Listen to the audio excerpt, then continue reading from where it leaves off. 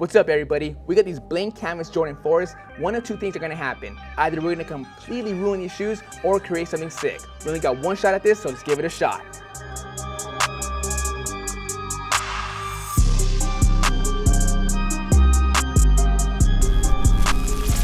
Alright, we have these blank canvas Jordan 4s. These are the perfect sneakers to dye using Rit Dye products. I'm sure at one point or another, you guys have seen this famous image right here. Behind Michael Jordan, you have a beautiful sunset going on in Chicago. I also gained inspiration from the Jordan 1 Skylines that are coming out next year, as well as the Jordan 29 photo reels that have the same gradient. We're gonna try to recreate that using some dye on these sneakers. So let's do it.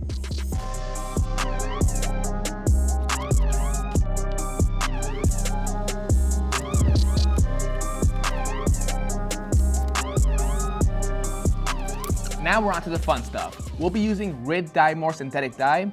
On this side, this is for the orange dye. On the other side, we're gonna be using these three tones to create a nice bluish purplish tone. We got sapphire blue, royal purple, and Kentucky sky blue. We're gonna be using mainly Kentucky sky with a little bit of purple and darker blue to get the tone we want. We're gonna mix it all up inside the buckets. We got our water heated up. After that, we're gonna dip our shoes. Let's pour the orange first.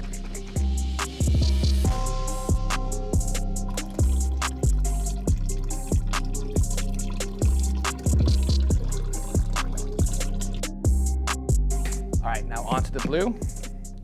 Like I mentioned, you guys, we will be using three different tones. The main color will be Kentucky Sky, and then we'll add a little bit of sapphire blue and purple.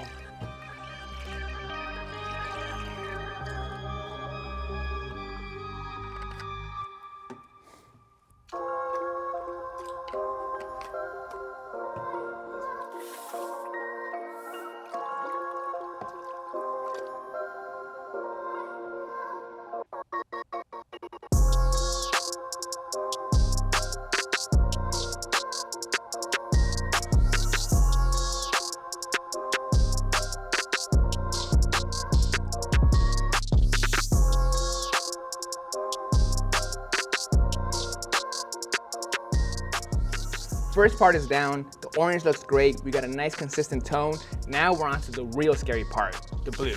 Let's see how it goes.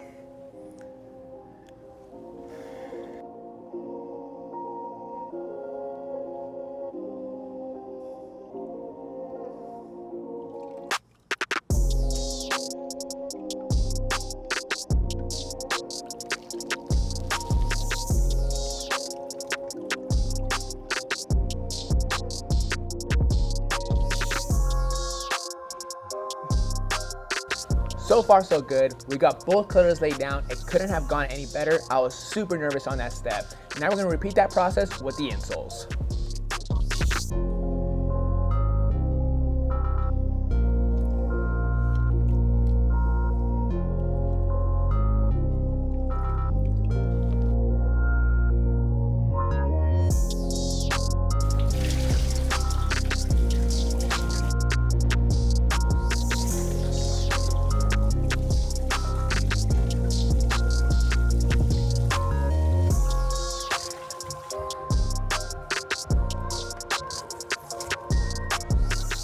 Check it out, we got the shoes fully rinsed and dried. These came out sick. The gradient is on point, no harsh lines anywhere. It's a smooth transition. Originally, I was going more for a dark, vibrant orange on the toe box area and a dark blue in the back area. Unfortunately, it did not take that dark vibrancy tone.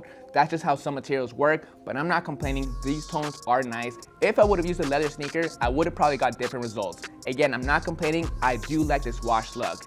I do want to give a quick shout out to Chef Oli and the other artists that do some really cool dye jobs on Instagram. This takes technique, shout out to you guys. Now we got to keep it going. For the rubber, we did get some dye all around the sole. I was trying to prevent that by using red vinyl tape. Unfortunately, it still got through the cracks. We're going to tape off the uppers so we can paint that part a different solid tone.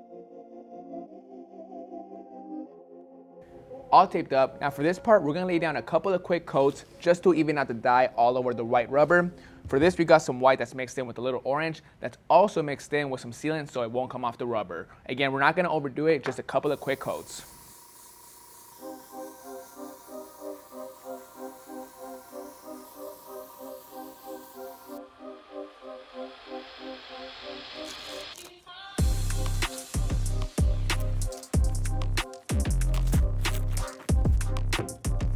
paint job's complete. Now on the blank canvas Jordan 4s, on the tongue, the Jumpman and the flight is just embroidered on. There is no tongue tag. I feel like it needs it. So we're gonna be using these Jordan 4 tongue tags from an old pair of Sand 4s.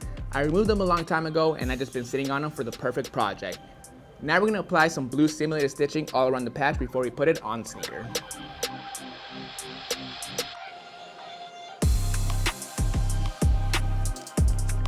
Got the simulated stitching in place. I could have gone in and directly sewn the tags onto the shoes using one of the machines. The thing is, if I was to do that, you will get some nasty stitching on the back piece. It wouldn't be nasty, it would just be one big square, but it wouldn't look nice because it would be covering up the Air Jordan patch. So with that being said, we're only gonna be gluing them on. We're gonna first line it up, draw a square around it, apply glue onto the tongue tag and to the shoe, let it cure, and then we'll stick it together.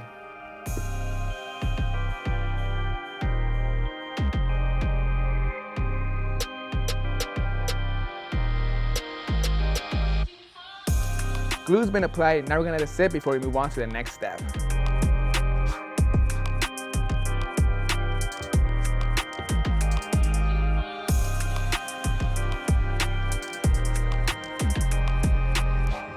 Got the tongue tags in place, looks really clean. Now we're gonna add a little bit of distressing all around the edges, not over the top, just very subtle. It'll give it some character. For this, we'll be using an x-acto knife.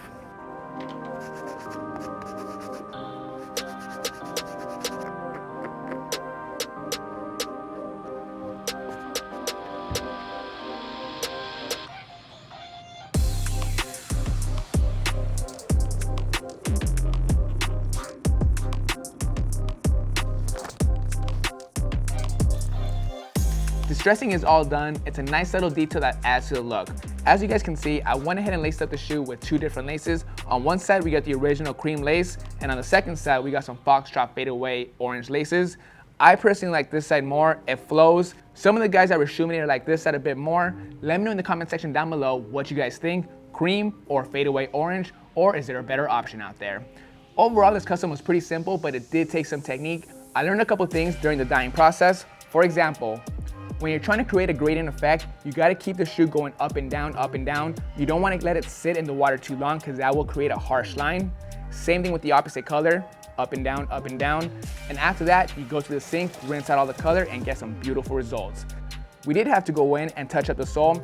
I tried my best to do a perfect tape job, but that dye still got into the sole. It was pretty spotty in some areas. All I wanted to do was even out that color. Now for the rest of the uppers, real easy stuff. Luckily, I had some old Sand 4 tags that I was able to lay down on the shoe, and we did a little distressing to finish off the look. And finally, to lock in this dye, we went outside and sprayed it with some water and stain repellent. You can find all the products at rejuvenator.com. Use my promo code down below to save some money. Hope you guys enjoyed this video. This is Vick Almighty. I'll catch you guys next Monday. See you guys.